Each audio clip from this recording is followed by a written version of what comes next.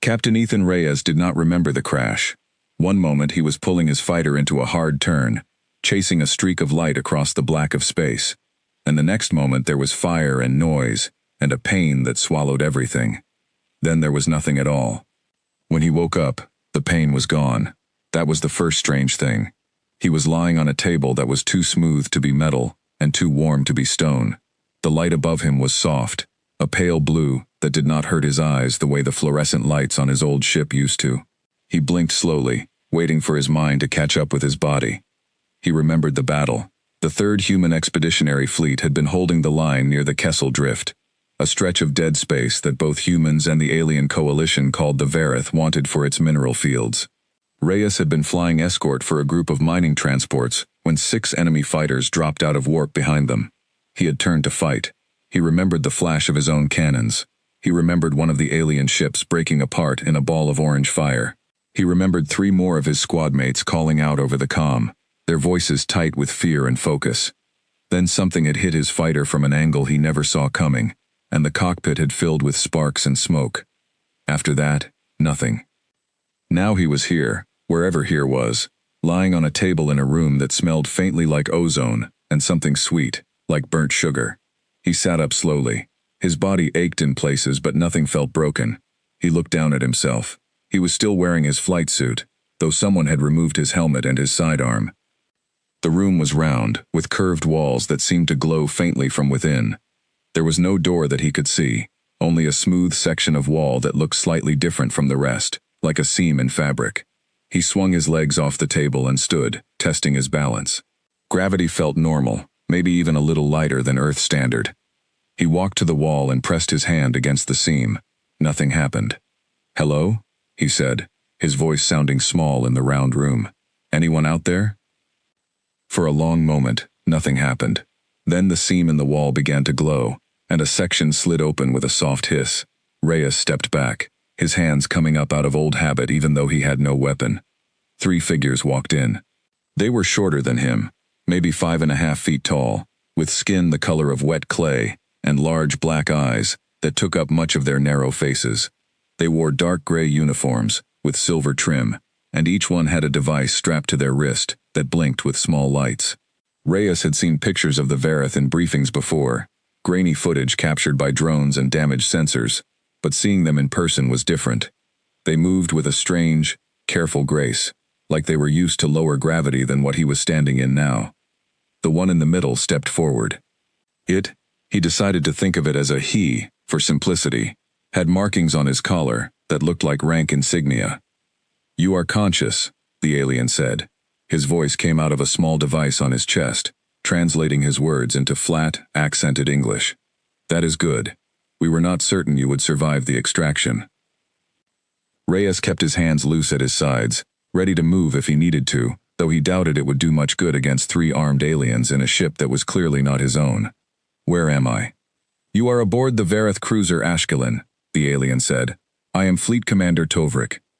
You were pulled from the wreckage of your fighter craft 2 of your hours ago. Your injuries have been treated." "Why?" Reyes asked. "Why not just let me die out there?" Tovrik's black eyes blinked, a slow, deliberate motion. "Because a living human pilot is worth more than a dead one. We have questions. You may have questions as well. This is often how it works between enemies who capture one another." Reyes said nothing. He had been trained for this moment, back in officer school, back in the survival courses that every pilot in the fleet had to take before they were cleared to fly. Name, rank, serial number, nothing else. Don't engage. Don't give them anything they can use. But as the silence stretched on, Reyes found himself looking past Tovrik's shoulder, out through the open doorway, to a long corridor beyond, and something in that corridor caught his attention. Not people, not technology, but the simple layout of the ship itself. He had grown up on old war documentaries, had spent years studying naval history as a hobby, and something about what he was seeing did not sit right with him. "Can I ask you something?" Reyes said. Tovrik tilted his head slightly, a gesture that might have been curiosity. "You may ask. I am not obligated to answer." "Fair enough." Reyes nodded toward the doorway. "How big is your fleet out here? The one fighting us at the drift?" The question seemed to catch the alien off guard. His companions, who had been standing silently behind him, exchanged a glance, or at least, Reyes assumed it was a glance, judging by the way their heads turned toward each other for half a second. "That is a strange question for a prisoner to ask," Tovrik said. "Maybe," Reyes said. "But you brought me onto your ship. I've had 2 hours to lie there and think, and one thing kept bothering me. Every time we fight your ships out at the drift, I never see more than a dozen of them at once. Sometimes less. For a species that's supposedly been expanding through this sector for 300 years, that seems like a pretty small number." Tovrik's expression, if the flat alien face could be said to have one, grew tighter. "You know nothing about our fleet strength." "I know what I've seen," Reyes said, "and I know that every battle report I've read from command says the same thing. Small groups, never more than 15-20 ships. No massive formations, no capital ship battles like you'd expect from an empire your size. It's like you're rationing your fleet, like you can't afford to lose ships."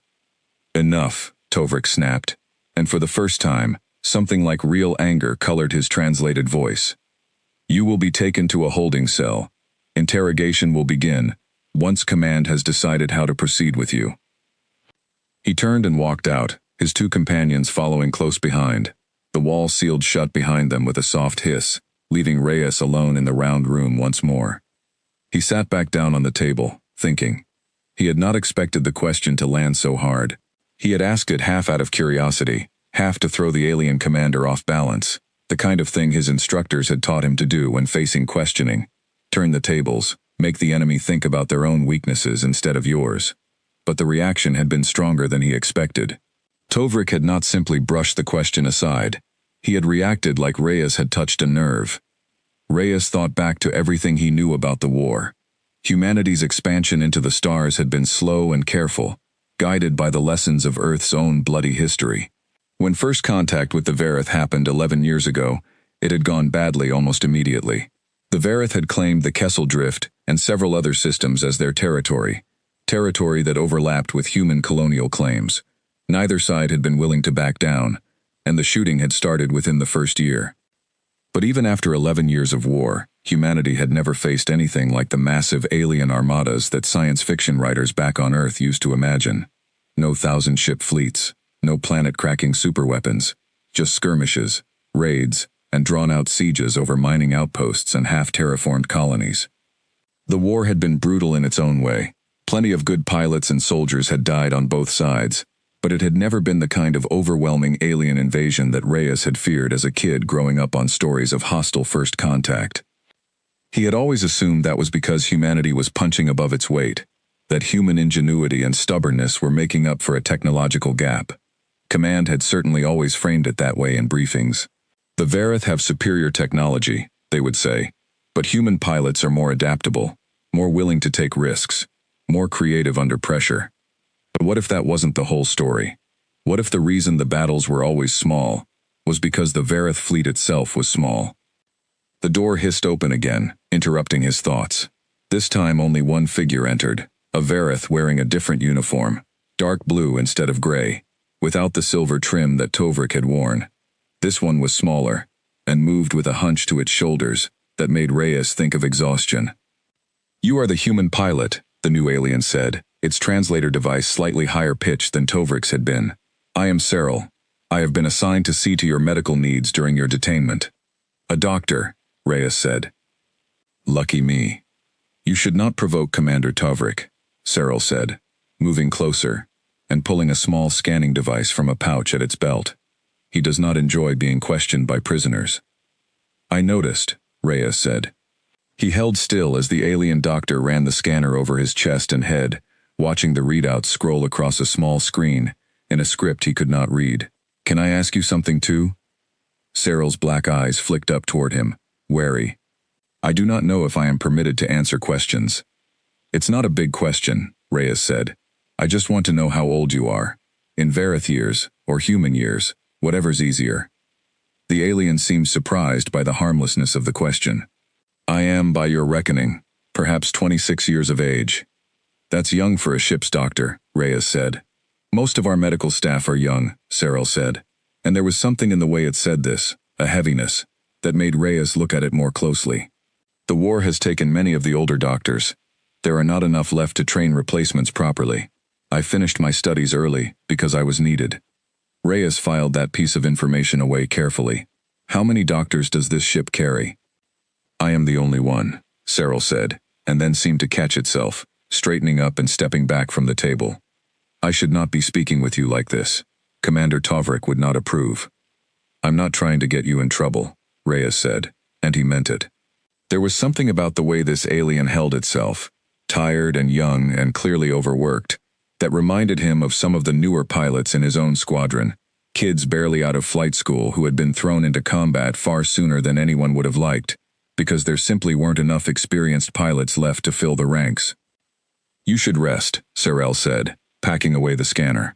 Your injuries were significant, even if they have been treated. I will have food brought to you.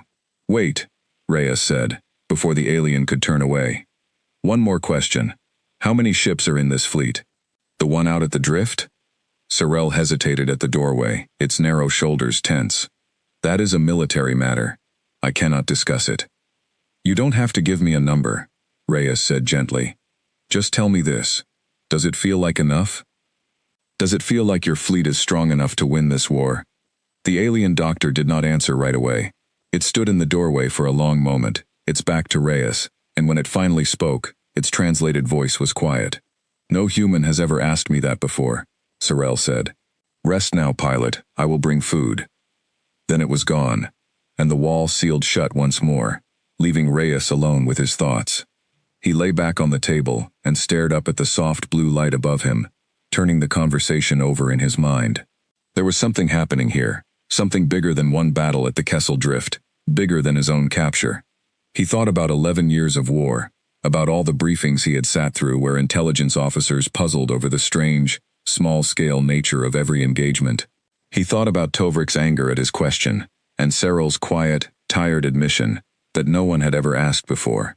What if the Vareth were not the overwhelming, endless enemy that everyone assumed them to be? What if, somewhere behind their cold alien faces and their advanced technology, they were running out of people? He did not know the answer yet, but he intended to find out. Hours passed, though Reyes had no way of marking time in the windowless room. Eventually the wall opened again, and a tray of food was slid through by a mechanical arm, rather than another visit from a living alien. The food was strange, some kind of gray paste with a texture like thick oatmeal, and small cubes of something that tasted faintly like dried fruit. Reyes ate anyway. A soldier learned not to be picky about food, especially not as a prisoner. As he ate, he thought about his squadron, about the other pilots who had been flying beside him when his fighter went down. He wondered if any of them had made it back to the carrier. He wondered if command back home even knew he was alive, or if they had already written him off as killed in action, another name added to a list that had grown far too long over 11 years of fighting. He thought about his sister, back on Earth, who had begged him not to enlist after their father died in the first year of the war. He thought about the letter he had written her before this last mission, the one he had left in his quarters back on the carrier, the kind of letter every pilot wrote and hoped would never need to be sent. He wondered if it would find its way to her now, marked with the date of a battle he had survived only by accident, only because the Vareth wanted him alive for questions. Questions. That word kept circling back in his mind. Tovrik wanted answers from him about human tactics, human fleet movements, human technology. But Reyes had questions of his own now, and he had a feeling that the true answers, the ones that mattered most, were not going to come from him at all. They were going to come from the aliens themselves, if he was patient enough and clever enough to draw them out. He finished the strange meal and set the tray aside, then lay back on the table and closed his eyes, letting his body rest even as his mind kept working. Somewhere out there, past the curved metal walls of this alien cruiser, the war was still being fought. Somewhere, humans and Vareth were still trading fire over a stretch of dead space that neither side seemed willing to give up. And somewhere in the middle of it all, a captured human pilot had just asked a question that no one on this ship seemed to want to answer honestly. Why was their fleet so small? He intended to find out the truth, one conversation at a time, whether the Vareth wanted him to or not. The lights in the room dimmed slightly, a signal, he guessed, that it was meant to be night, or whatever passed for night on a Vareth warship. Reyes did not sleep easily. He lay awake for a long time, listening to the faint hum of the ship's systems through the walls, trying to imagine the layout beyond his cell, trying to picture how many crew members might be aboard, how many decks, how many weapons. Tomorrow, he decided, he would keep asking questions. He would keep pushing, gently, carefully, the way Sorel had responded to kindness rather than hostility. He would learn what he could, and if the chance ever came to escape, or to be rescued, he would carry that knowledge back to the fleet. Because if the Vareth truly were running out of ships, running out of people, running out of the will to keep fighting a war that had cost them just as much as it had cost humanity, then that changed everything. It changed how the war should be fought. It changed what victory might actually look like.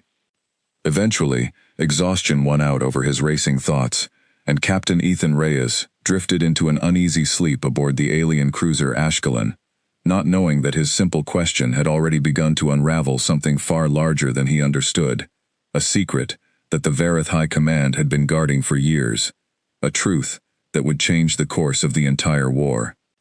Somewhere else on the ship, in a command room lit by dim red light, Fleet Commander Tovrik sat alone, staring at a display that showed the current strength of the Vareth Third Fleet.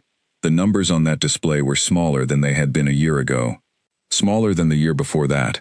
He had not wanted the human prisoner to see the anger on his face, but the truth was, the question had cut deeper than he wanted to admit. He thought about the losses at the Kessel Drift over the past months. He thought about the replacement ships that were not coming fast enough from the shipyards back home, about the young, undertrained crews they were being forced to send into battle because there was no one else left to send. He thought about the whispers among his fellow commanders, quiet conversations held late at night when no one else was listening, conversations about whether the Vareth Empire could actually sustain this war for much longer. The human pilot had asked a simple question: why was their fleet so small? Tovrik did not have an easy answer, but he suspected, deep down, that the human would find out the truth eventually, one way or another, and when he did, it would change everything.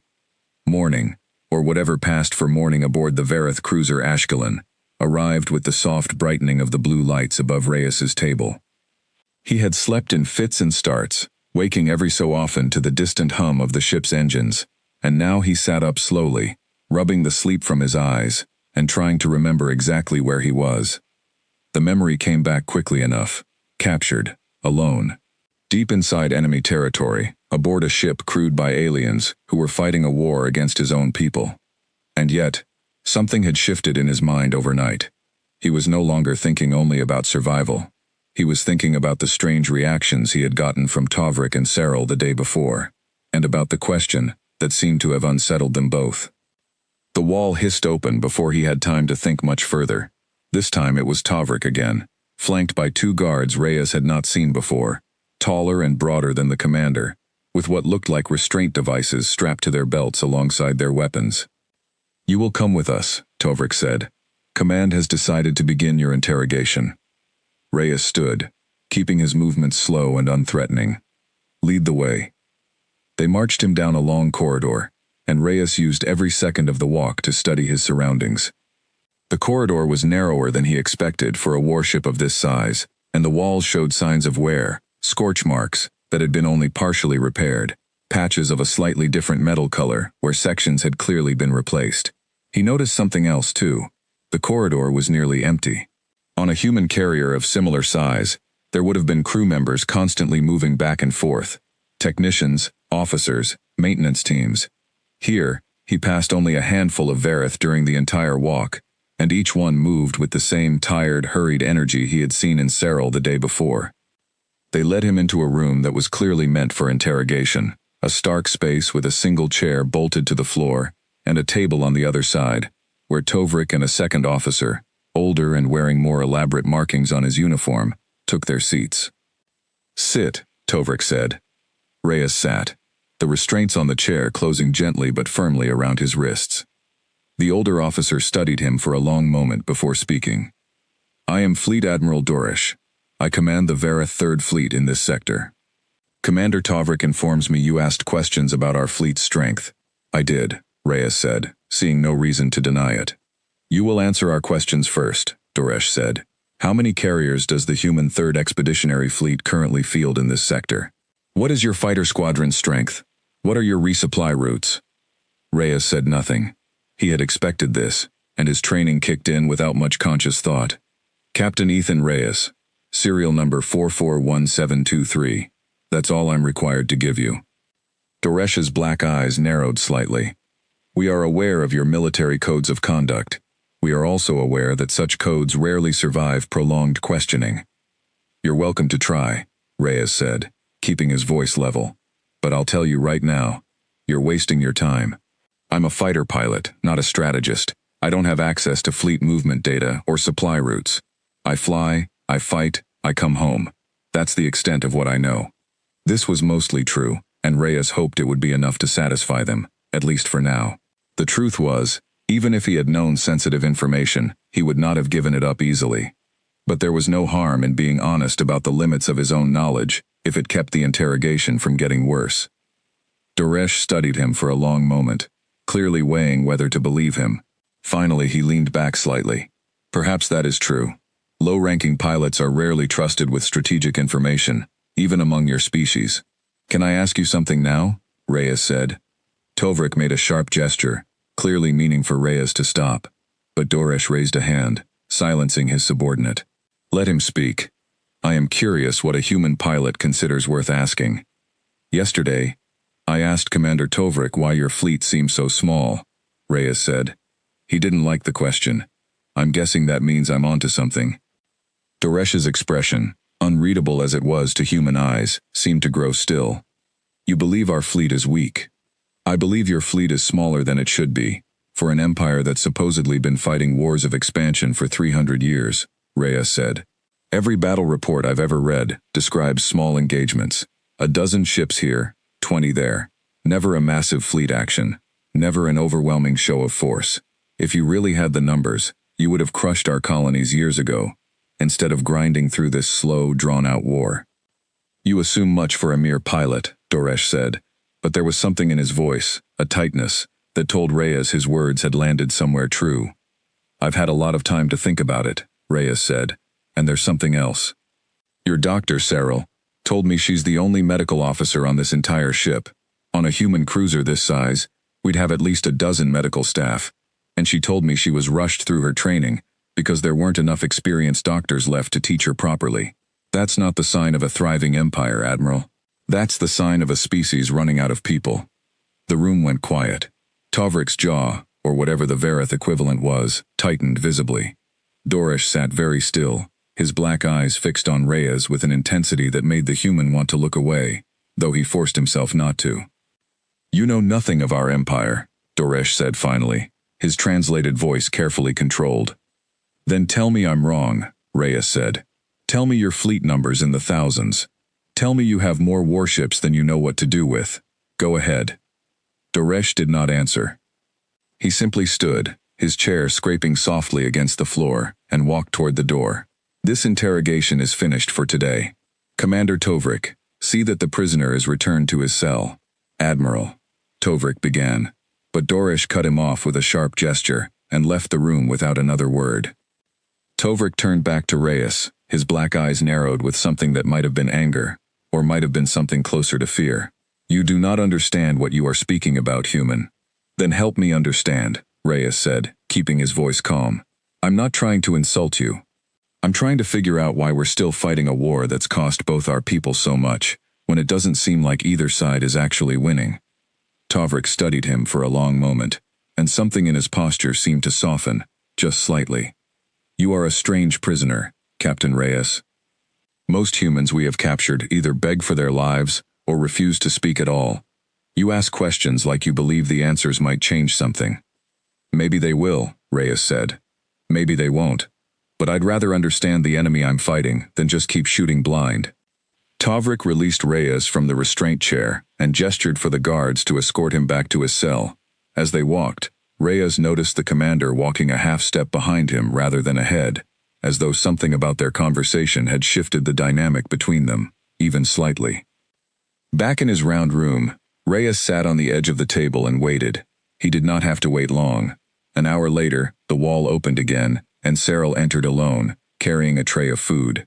You spoke with Admiral Doresh, she said, setting the tray down. Word travels fast on this ship, Reyes said. It is a small crew, Cyril said. News moves quickly when there is little else to occupy people's minds. She hesitated, glancing toward the doorway as though checking that no one else was listening. You asked him the same question you asked me. I did, Reyes said. He didn't answer either, but he didn't deny it, not really. Cyril was quiet for a moment, her narrow shoulders tense. I should not tell you this. But you have been kind to me, and I do not think you mean us harm, beyond what any soldier means to their enemy in war. I'm listening, Reyes said. The Vareth Empire is not what your species believes it to be, Cyril said, her voice low. We are not a young, expanding power with an endless supply of ships and soldiers. We are old, very old. Our expansion into this region of space happened 300 years ago, yes, but we have not grown significantly since then. If anything, we have been shrinking. Shrinking how? Reyes asked. Our birth rates have been declining for generations, Cyril said. There are many reasons. Environmental changes on our homeworlds, diseases we have never fully cured, the long-term effects of the very technology that allows us to travel between stars. We do not have the numbers we once did. And this war with your species has cost us far more than our leadership is willing to admit. Reyes leaned forward slightly. How much more? Cyril glanced toward the door again before answering. In the past 3 years alone, we have lost nearly a third of our Third Fleet's original strength. We are replacing losses with newer, less experienced crews, ships crewed by pilots barely out of training, doctors like myself who finished their studies years earlier than we should have. Command tells the rest of the Empire that the war is going well, that victory is close. But those of us who serve out here, we know the truth. We are running out of people to fight this war. Reyes sat back, letting the information settle in his mind. It confirmed everything he had suspected since the moment he woke up on this ship and looked out into that too-quiet corridor. Why haven't you sued for peace then? If the cost is that high? Pride, Cyril said simply. And fear. Our leadership believes that showing weakness to your species would only encourage you to press your advantage further. They believe that if we ask for peace, humanity will see it as an invitation to take everything we have left. That's not how it would go, Reyes said. Command back home doesn't want endless war any more than you do. Every human family that's lost someone in this fight would welcome a real peace, not a surrender, but an actual peace. Perhaps, Cyril said. But that is not a decision either of us can make. It rests with commanders and politicians far above our stations. She paused, then added quietly, I should not have told you this much. If Commander Tovrik or Admiral Dorish learn what I have said, there will be consequences for me. I won't tell them, Reyes said. You have my word. Cyril studied him for a long moment, her black eyes searching his face, as though trying to determine whether a human's word could be trusted. Finally, she nodded once, a small, careful gesture. Rest now, Captain Reyes. I do not know what Admiral Dorish intends to do with you next, but I suspect your questions have made you more valuable to him than a simple prisoner should be. She left, and Reyes sat alone with the tray of food, his mind racing through everything he had just learned. A declining birth rate, a shrinking population. A war that had cost the Vareth far more than their leadership wanted to admit. It was not the picture of an unstoppable alien empire that Command back home had always painted. It was the picture of a wounded, aging civilization fighting a war it could not sustain forever, propped up by pride and fear of appearing weak. If that was true, then everything about how humanity had been fighting this war might need to change. Instead of simply trying to survive each engagement, instead of trading losses for losses in an endless grinding conflict, there might be a path toward an actual end to the fighting. A path that did not require either side to be utterly destroyed. But first, Reyes needed to find a way to get this information back to Fleet Command, and that meant finding a way off this ship, or at the very least, finding a way to survive long enough to be rescued or exchanged. He ate the strange gray paste and the dried fruit cubes without really tasting them, his mind working through possibilities. He thought about the layout of the ship as he had seen it during the walk to the interrogation room. He thought about the guards, about their weapons, about the restraint devices on their belts. He thought about Cyril's kindness, and wondered if there was a way to use it, not to manipulate her exactly, but to build enough trust that she might help him, even in small ways.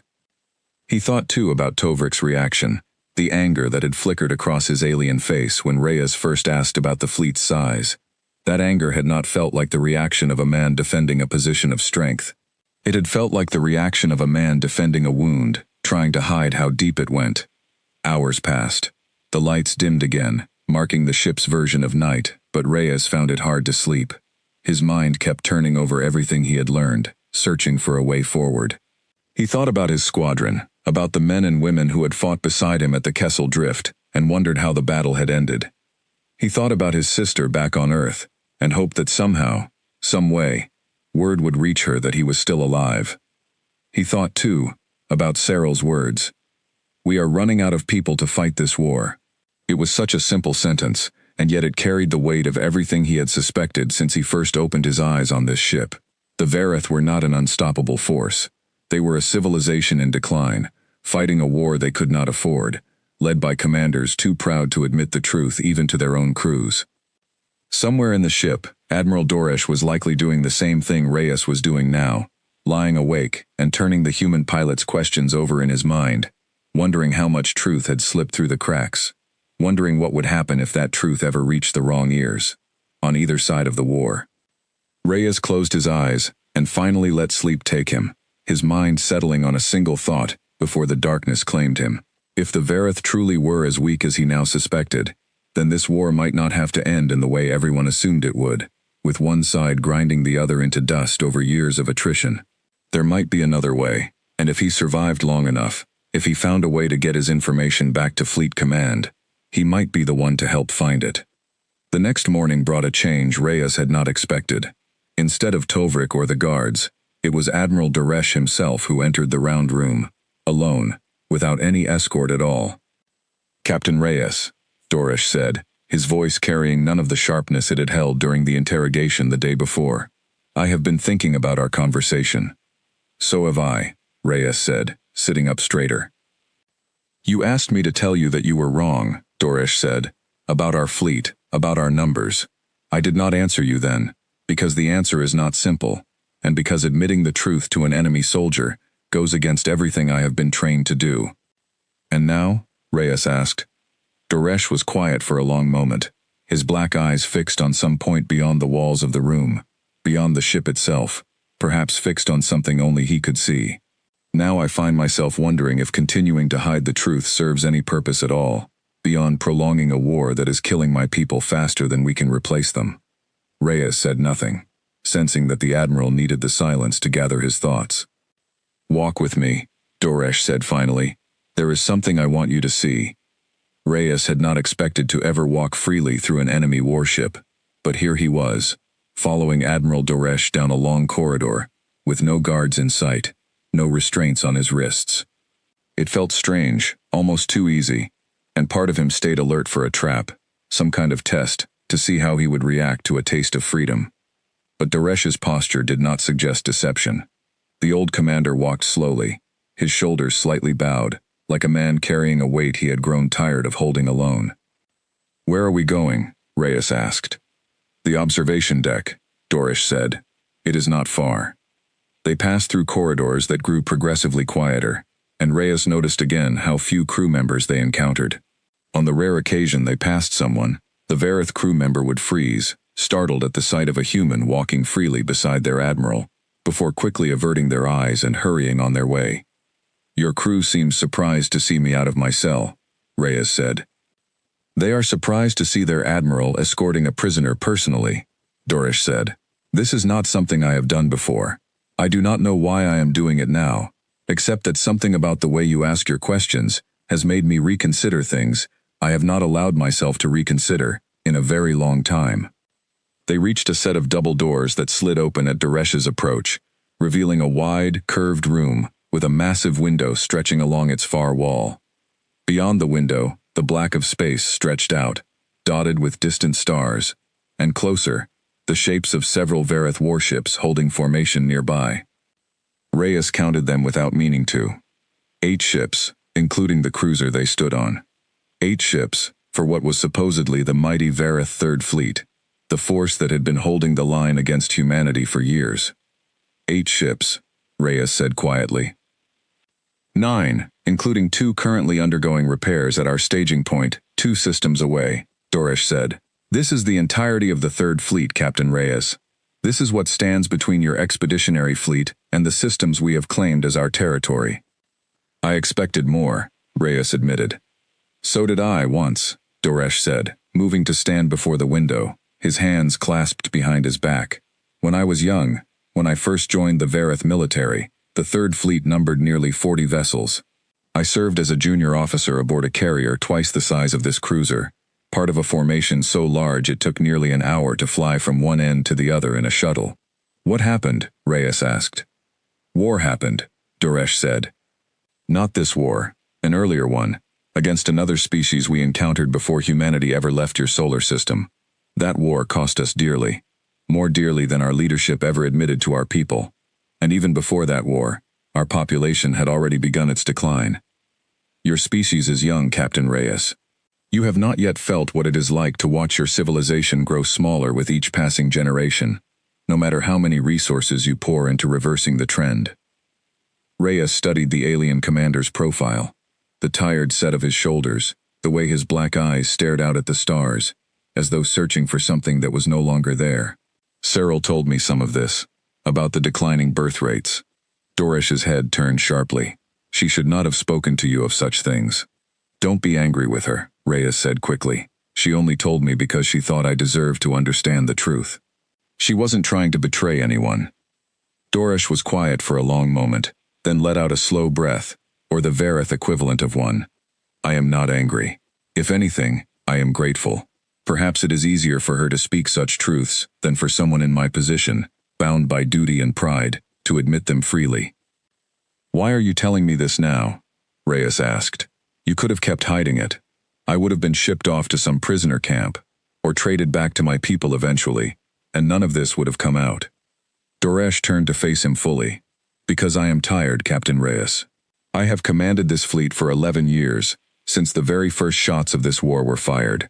I have watched good officers die, in battles that gained us nothing but a temporary hold on empty rock and dead space. I have watched our shipyards struggle to produce replacement vessels fast enough to keep pace with our losses. I have watched young pilots, barely trained, sent into combat because there is no one else left to send. And I have watched my own government tell the rest of our people that victory is close, that the humans will break first, when I know in my bones that it is we who are closer to breaking. Then why keep fighting? Reyes asked. Why not end it? Because ending a war is not so simple as wanting it to end, Dorish said. Our government has staked its legitimacy on this conflict. Admitting weakness now, admitting that we cannot sustain the fight, would be seen by our own people as a catastrophic failure of leadership. There are those in our high command who would rather see the Third Fleet destroyed to the last ship than admit that the war was unwinnable from the start. Reyes felt a chill at that. That's insane. It is pride, Dorish said. Pride and fear, 2 things that have destroyed more civilizations than any war ever could. I have seen this pattern before, in the history of my own people, going back centuries. Leaders who cannot admit failure, who would rather sacrifice everything than lose face. Reyes was quiet for a moment, processing everything he had just heard. Then he asked the question that had been building in his mind since Sorel first told him about the declining population. What happens if the Third Fleet is destroyed? If you lose this war completely? Dorish's black eyes met his, and for the first time, Reyes saw something in them that looked unmistakably like fear. Then the Vareth Empire, at least in this sector, ceases to exist as a meaningful power. We do not have the population to rebuild a fleet of this size again, not in any time frame that matters. If the Third Fleet falls, the systems we have claimed will fall with it, and what remains of our people in this region will be at the mercy of whoever comes next. Perhaps your species, perhaps another, less merciful. Humanity isn't looking to wipe you out, Reyes said. We're not fighting a war of extermination. We're fighting because you attacked our colonies, because you claimed territory we'd already settled. If there was a way to end this without more bloodshed, my people would take it. I'm sure of that. Are you? Dorish asked. Sure enough to stake your life on it? Reyes hesitated only a moment before answering. Yes. Dorish studied him for a long time, his expression unreadable to human eyes. But something in the set of his shoulders seemed to shift, as though a decision was forming behind that unreadable alien face. "There is something else you should know, Captain Reyes. Something that concerns your own people as much as mine." "What is it?" "The reason our engagements with your expeditionary fleet have remained small, the reason we have not committed to larger, decisive battles, is not only because our numbers are limited," Doresh said. "It is also because your species has proven far more dangerous in combat than our intelligence ever predicted." Reyes blinked, caught off guard. "What do you mean?" "When this war began, our military analysts studied everything they could learn about human history, human warfare, human technology," Doresh said. "Their conclusion was that humanity would be a manageable adversary, technologically behind us in most respects, disorganized, prone to infighting among your own nations, even after unifying under a single command structure for interstellar affairs. They predicted a swift campaign, a matter of months before your colonies would be forced to accept terms favorable to us." "That's not exactly what happened," Reyes said. "No," Doresh agreed. "It is not. Your pilots fly with an aggression and creativity that our own training simulations never accounted for. Your ships, though smaller and less advanced in certain respects, are crewed by people willing to take risks that our own soldiers, trained under a very different military culture, are far more hesitant to take. In the earliest battles of this war, we lost far more ships than our analysts predicted, and it forced a complete reassessment of our strategy. We shifted to smaller, more cautious engagements, hoping to grind down your forces slowly, rather than risk the kind of catastrophic losses that large-scale battles were producing." Reyes let out a slow breath, absorbing this.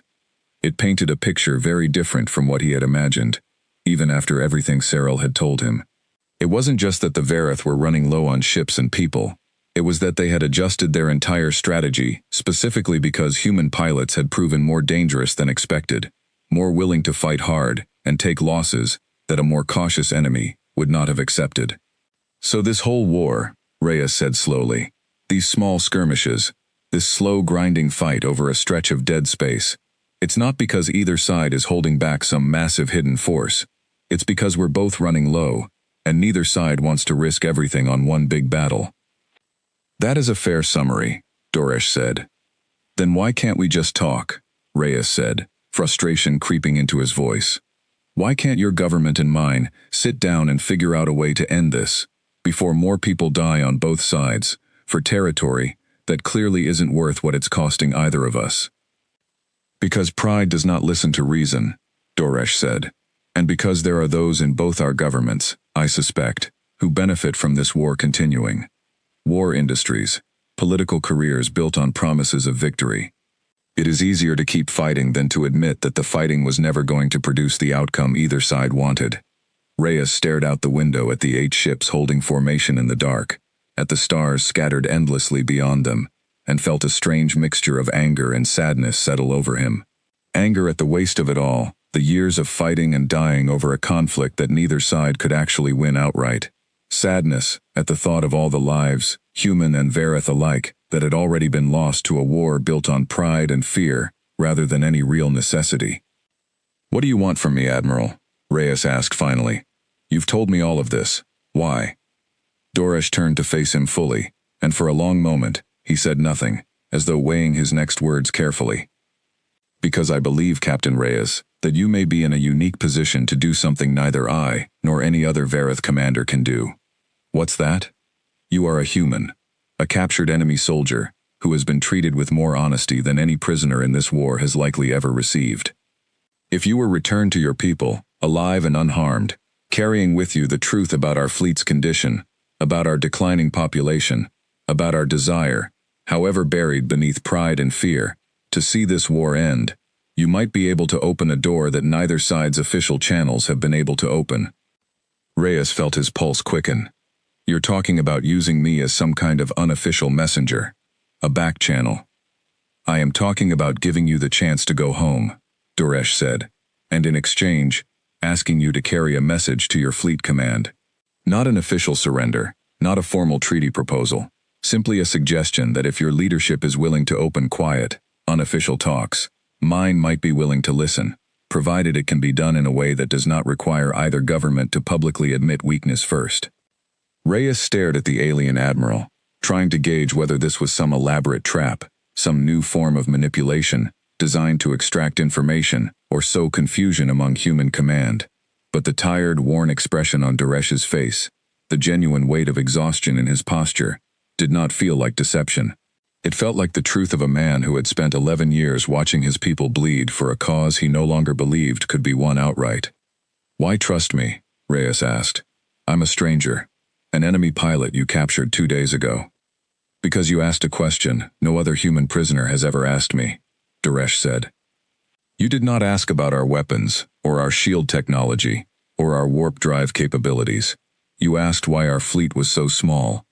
You asked because you were curious about the truth, not because you were trying to extract a tactical advantage." "That tells me something about the kind of person you are, Captain Reyes. And in a war that has cost both our peoples so much, I find myself willing to gamble on that small piece of information." Reyes was quiet for a long moment, looking out at the stars, at the small, tired fleet holding formation in the darkness. He thought about his squadron, about the men and women who had fought and died at the Kessel Drift and a dozen other battles over the years.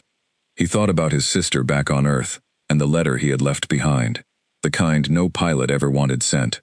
He thought about the strange gray-skinned doctor who had spoken to him with more honesty than he had expected from an enemy, and about this tired old admiral standing before him now, offering him a chance not just at freedom, but at something far bigger. "All right," Reyes said finally. "Tell me what you need me to do." Admiral Dorish laid out his plan carefully, speaking in a low voice, even though the observation deck appeared to be empty, except for the two of them. Reyes listened, his mind sharp despite the strangeness of the situation. An enemy commander plotting with him against the interests of both their governments, or at least against the interests of the parts of those governments that wanted the war to continue. "There is a supply route 2 systems from here," Dorish said. "A quiet corridor that both our forces use to avoid direct confrontation when moving non-combat vessels. I can arrange for a small transport, officially logged as a routine maintenance run, to carry you to a point along that route where your fleet's patrol ships occasionally pass. From there, it will be up to chance, and your own resourcefulness, to signal them and secure your rescue. And if it doesn't work? If I get caught trying to leave, or if no patrol comes by?" Reyes asked. "Then you will have to explain yourself to whoever finds you first," Daresh said. "I cannot guarantee your safety once you leave this ship, Captain Reyes. I can only give you the chance." Reyes thought about it for a long moment. It was a risk, a serious one, but it was also the only path he could see toward getting this information back to Fleet Command. Staying a prisoner meant staying in the dark, cut off from any ability to act on what he had learned. "When do we do this?" 2 days, Dorish said. "I need time to arrange the transport without drawing suspicion from the rest of my command staff. Not everyone aboard this ship, or within the wider fleet, would agree with what I am doing. If word of this reaches the wrong ears, both of us could pay a heavy price." "Understood," Reyes said. "What do you want me to tell my command exactly?" "Tell them the truth," Dorish said. "Tell them the Vareth Third Fleet is not the overwhelming force your intelligence has always assumed it to be. Tell them we are a dying people, propped up by pride and the fear of admitting weakness. Tell them that if they are willing to open a quiet channel, away from the public eye, away from the politicians on both sides who profit from continued conflict, there are those of us in Vareth Command who would be willing to listen. And if my command doesn't believe me, if they think this is some kind of trap, or if I can't convince them the information is real." Daresh was quiet for a moment. "Then the war will continue, and more of both our people will die, and eventually one side or the other will simply run out of ships and soldiers to continue fighting. That is the alternative, Captain Reyes. I am gambling that you are capable of making your leadership listen." Reyes nodded slowly, feeling the weight of the responsibility settling onto his shoulders. This was not a mission he had trained for. He was a fighter pilot, not a diplomat, not a spy. But he understood the stakes well enough, and he understood that Dorish was right about one thing at least. Someone needed to try to break the cycle of pride and fear that was driving this war forward, and if he was the one given the chance to try, he was not going to waste it. Over the next 2 days, Reyes remained mostly confined to his round room, though Sorel visited more frequently now, bringing food and, on one occasion, a small handheld device loaded with basic star charts of the region, disguised as a simple entertainment device, in case anyone questioned why she had given it to a prisoner. "Admiral Doresh told me what he intends to do," Cyril said quietly during one visit, glancing toward the door as she always did before speaking freely. "I think it is a great risk, but I also think it may be the only chance any of us have to see this war end before it takes everything from both our peoples." "Are you worried about what happens to you and Tavrik and the others if this doesn't work?" Reyes asked. "Always," Cyril said, "but I have watched too many of my own patients die from wounds that should never have happened, in a war that seems to have no purpose beyond its own continuation. If there is even a small chance of ending it, I would rather take that risk than continue as we have been." On the second night, Tavrik came to Reyes's room alone, without guards, much as Doresh had come to him days earlier. The commander's posture was stiff, and for a moment, Reyes worried that something had gone wrong, that their plan had been discovered. "Admiral Doresh has informed me of what he intends to do," Tavrik said, his voice careful and controlled. "I want you to know that I do not entirely agree with this course of action." "I understand," Reyes said, tensing slightly. "But I also do not entirely disagree," Tavrik continued. "I have served under Admiral Doresh for 6 years. I have watched him carry the weight of this fleet's losses on his shoulders every single day. I do not think he would take a risk like this lightly, and I do not think he would trust a human prisoner with this responsibility, unless he believed, truly believed, that it might make a difference." "So you're not here to stop it," Reyes said. "No," Tavrik said. "I am here because I wanted to see, for myself, the human who asked a question that unsettled our admiral enough to consider a path this dangerous." He studied Reyes for a long moment, his black eyes searching. "You do not look like much of a threat, Captain Reyes. And yet you may end up being more significant to the outcome of this war than any single battle we have fought in the past 3 years. "No pressure," Reyes said dryly. Something in Tavrik's posture shifted, and if Reyes had to guess, he would have said the alien commander was almost amused. "Do not fail us, human, or yourself." The night before the planned transport, Reyes found himself unable to sleep, lying awake in the round room, and staring up at the dimmed blue light above him, running through everything Doresh had told him, everything Cyril had shared, trying to organize it all into something he could clearly and convincingly relay to Fleet Command once he made it back. If he made it back. He thought about the risks involved, not just to himself, but to Doresh, to Cyril, to Tavrik, all of whom were putting themselves in danger by trusting a human prisoner with information that could easily be seen as treason by their own government. He thought about what it must have taken for Doresh, a man who had spent 11 years fighting this war, watching his fleet shrink and his people suffer, to finally decide that the risk of trusting an enemy was worth taking if it meant even a chance at ending the bloodshed. He thought too about his own people, about Fleet Command back home, about the politicians and generals who had been fighting this war for over a decade. Would they listen to him? Would they believe the story of a captured pilot who claimed the Vareth Empire was a dying civilization propped up by pride, offering a secret channel toward peace through an admiral willing to risk everything to make contact? It sounded, even to Reyes's own ears, like the kind of story that could easily be dismissed as either enemy propaganda or the delusions of a traumatized prisoner. He would need to be convincing. He would need every detail Doresh and Cyril had given him, every piece of evidence he could carry back, if he wanted any chance of being taken seriously. Morning came, and with it, a quiet knock, not the usual hiss of the door, but an actual knock, soft and deliberate. Reyes sat up, and the door opened to reveal Cyril, dressed not in her usual medical uniform, but in a simple gray jumpsuit, the kind worn by maintenance crew. "It is time," she said. "Admiral Doresh has arranged everything. I will be the one flying the transport." "You?" Reyes asked, surprised. "I thought this would be some maintenance crew member, not the ship's doctor." "Fewer questions are asked when the ship's doctor requests a short supply run to check on medical stores at a nearby depot," Cyril said. "And I volunteered. I wanted to see this through myself." Reyes followed her out of the round room and through a series of corridors he had not seen before, narrower and more utilitarian than the ones he had walked with Doresh, clearly used mainly by maintenance and logistics crew.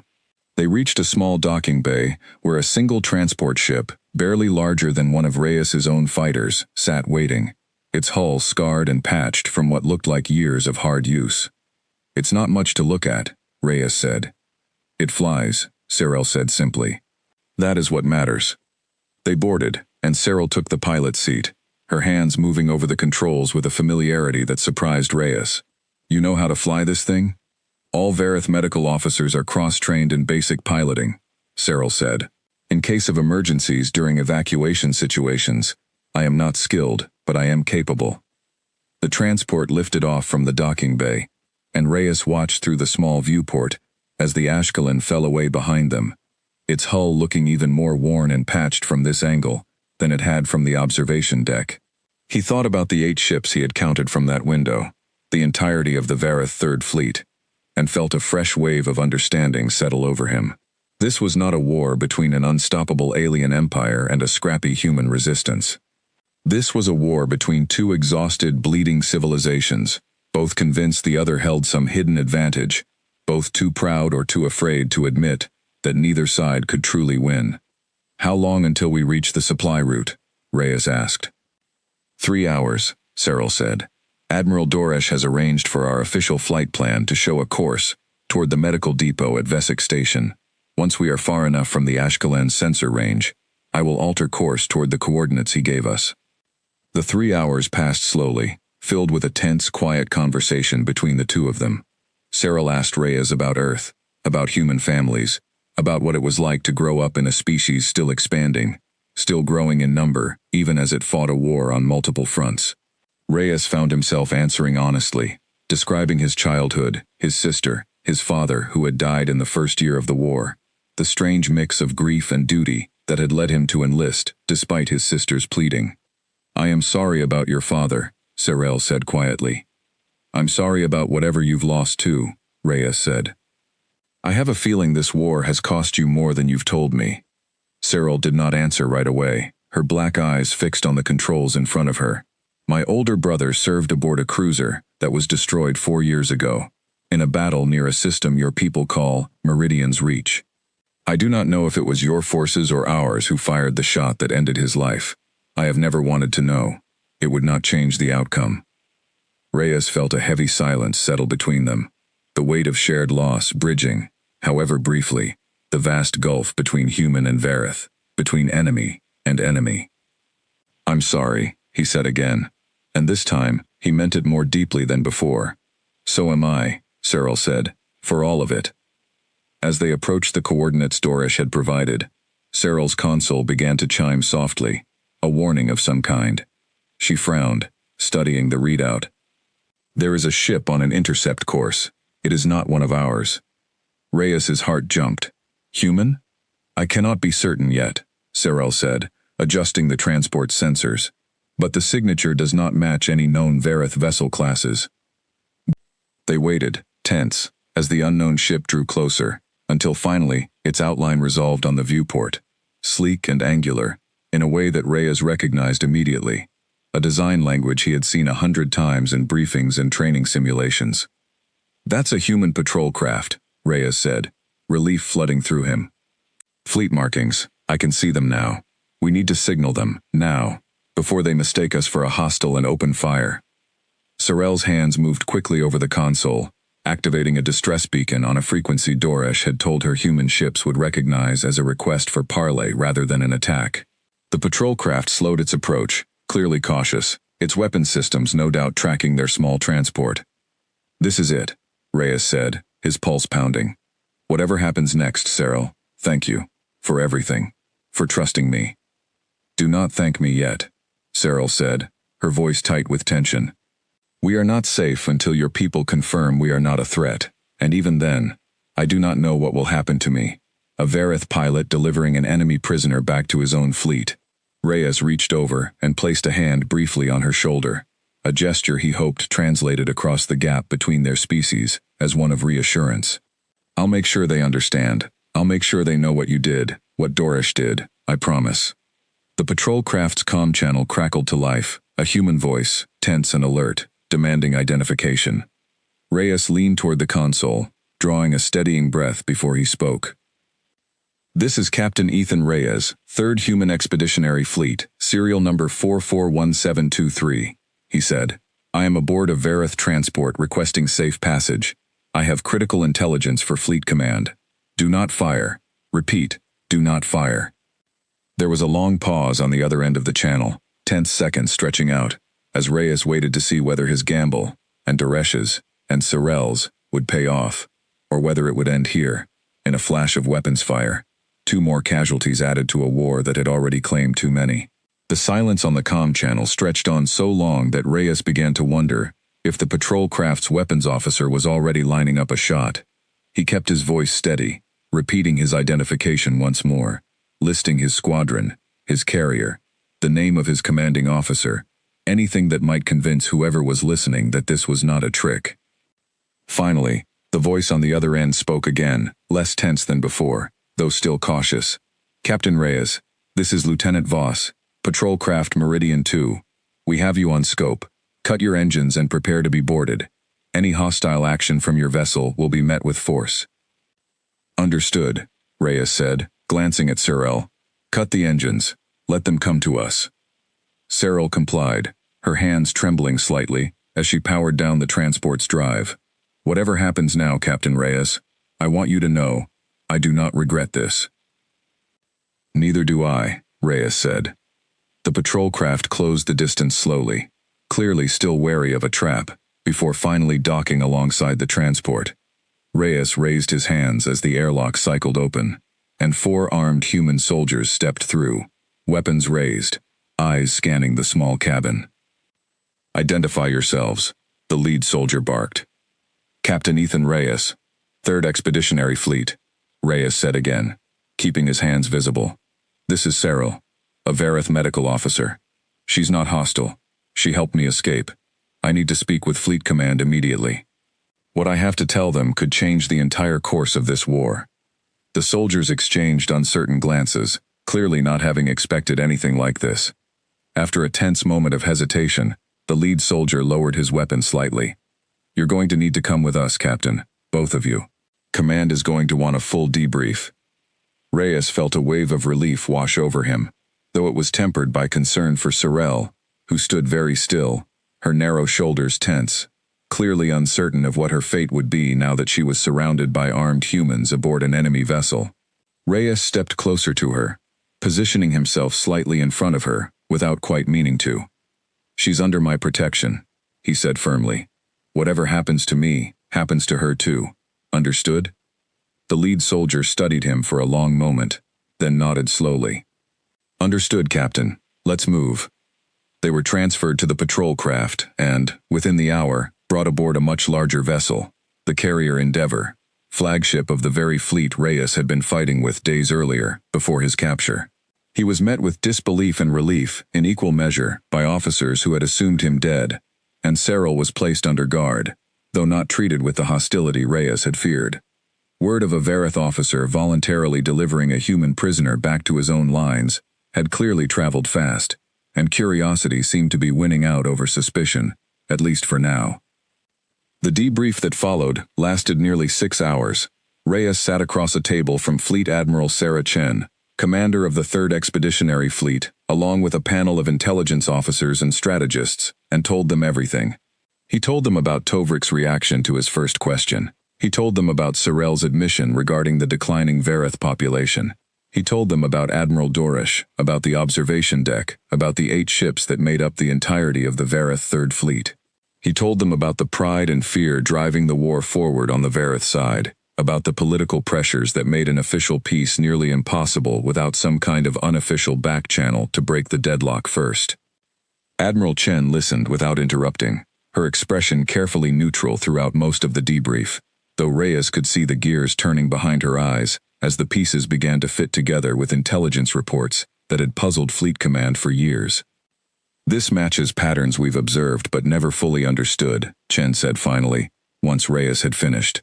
"Small engagements, cautious tactics, a reluctance to commit to decisive battles even when our forces were vulnerable. We always assumed it was some kind of strategic patience, waiting for a larger hidden fleet to arrive. It never occurred to us that what we were seeing was simply all they had.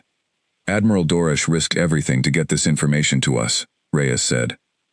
"Him and Cyril, and even Commander Tavrik, who didn't stop it, even though he clearly had doubts. If we don't at least explore the possibility of opening a channel, their risk was for nothing, and this war just keeps grinding on, until one side or the other literally runs out of people. Chen was quiet for a long moment, studying Reyes carefully. You believe this Vareth officer, this Duresh, wants a genuine peace. Not a trick to buy time, not a trap to lull us into lowering our guard. I do, Reyes said. I spent 3 days aboard that ship. I saw the wear on the hull, the empty corridors, the exhausted crew. I saw a doctor who lost her brother to this war and still chose to help me escape because she'd rather risk everything than watch more people die on both sides for territory that isn't worth what it's costing. This isn't a trick, Admiral. This is a chance.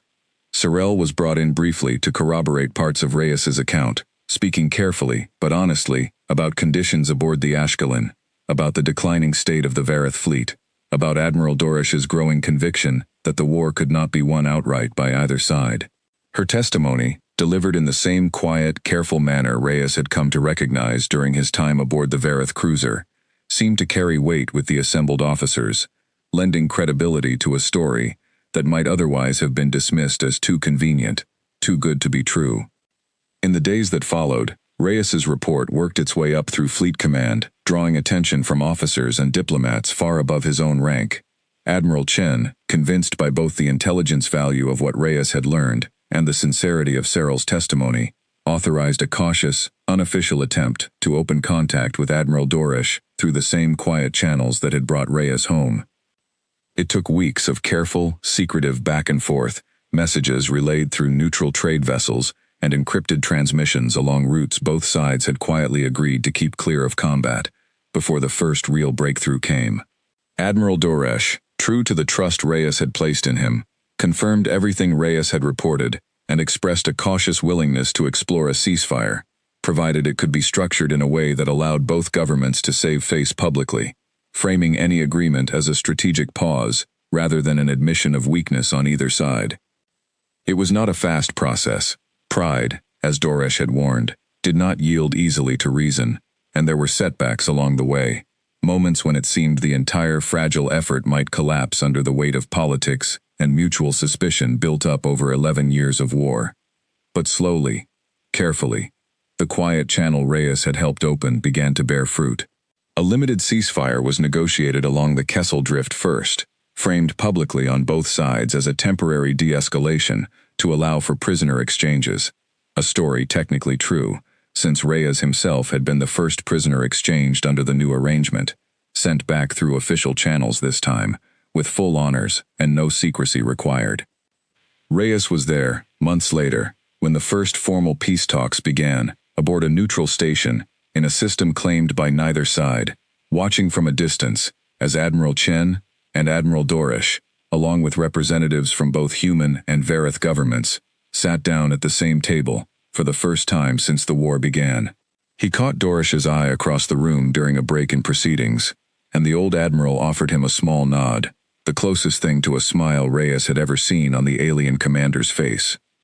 Seral remained on Earth during those months, working with human medical researchers in an unprecedented exchange of knowledge between the two species, her expertise in Vareth physiology proving invaluable in understanding the biological toll the long war had taken on both sides. She and Reyes stayed in contact, an unlikely friendship born out of captivity and shared risk, one that neither of them had expected, but both had come to value deeply. The war did not end all at once. Peace, Reyes learned, was a much slower and more complicated thing to build than war had ever been to fight. There were setbacks, disagreements over territory, hardliners on both sides who resisted any concession, and moments when it seemed the fragile ceasefire might collapse entirely. But it held, month after month, year after year, growing slowly into something more permanent, a treaty, eventually signed, that redrew the boundaries between human and Vareth space, in a way that satisfied neither side completely, but gave both something they desperately needed: an end to the dying. Years later, Captain Ethan Reyes, promoted now to the rank of Commodore, and serving as a liaison officer between Human Fleet Command and the newly established Vareth diplomatic mission, stood once more aboard an observation deck, though this time it was a human station. built jointly with Vareth engineers as a symbol of the peace both species had fought so hard to secure. He looked out at the stars, at ships from both fleets moving peacefully through the same space where they had once traded fire, and thought back to that first conversation aboard the Ashkelon, to the simple question that had started it all. Why was their fleet so small? It had seemed like such a small thing at the time, a question born out of curiosity and a soldier's instinct to understand his enemy. He had not known, could not have known, that it would crack open a truth both sides had been too proud and too afraid to admit, a truth that ultimately led not to victory for either side, but to something far more valuable, an end to a war that had never needed to be fought as long or as bitterly as it had. Admiral Doresh, now retired from active command, but serving as an elder statesman in Vareth diplomatic circles, joined Reyes on the observation deck, moving with the same slow, careful grace Reyes remembered from their first walk together years earlier, though he seemed lighter now, less burdened than the tired old commander Reyes had first met aboard the cruiser. "It is strange," Doresh said, standing beside Reyes and looking out at the peaceful traffic of ships beyond the window. "I spent so many years believing that admitting our weakness would be the end of everything I had sworn to protect. And instead, it became the beginning of something better than anything the war could ever have produced." Cyril told me once that no human had ever asked her that question before, Reyes said, why your fleet was so small. I think about that a lot, how something so simple ended up mattering so much. Sometimes the right question, asked at the right moment, changes everything, Doresh said. You asked it because you were curious, not because you sought an advantage. Perhaps that is why it worked, when so many other attempts at understanding between our peoples had failed before. You were not trying to win. You were only trying to understand. Reyes thought about that for a long moment, watching a Vareth cargo vessel pass peacefully alongside a human transport far below. Two ships from two different worlds, moving through the same space without fear of one another for the first time in over a decade. Maybe that's all peace ever really needs, Reyes said, someone willing to ask the honest question, and someone brave enough to give the honest answer. Doresh said nothing, but the small, tired smile that crossed his alien face, so unfamiliar, and yet so understandable, told Reyes that the old admiral agreed completely. Behind them, the station hummed quietly, with the business of a peace still being built, one careful step at a time, born from a question a captured human pilot had asked, simply because he wanted to know the truth.